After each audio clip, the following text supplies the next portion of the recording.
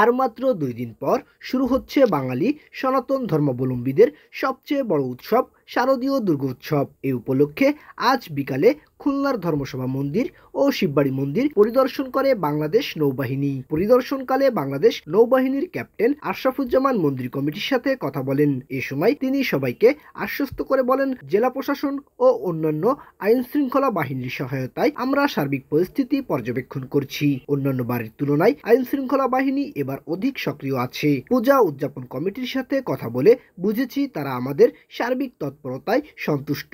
আমাদের সাথে সার্বিক সহায়তা করছেন জেলা প্রশাসন এবং অন্যান্য আইন শৃঙ্খলা রক্ষাকারী বাহিনী। তো এই পর্যন্ত আমরা যা দেখেছি এবং আমরা পূজা উদযাপন কমিটির সাথে কথা বলে যেটুকু বুঝেছি যে তারা আমাদের সার্বিক তৎপরতায় সন্তুষ্ট।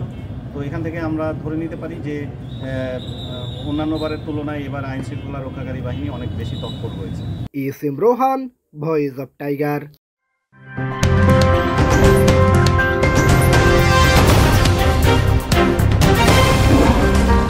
Voice of Tiger.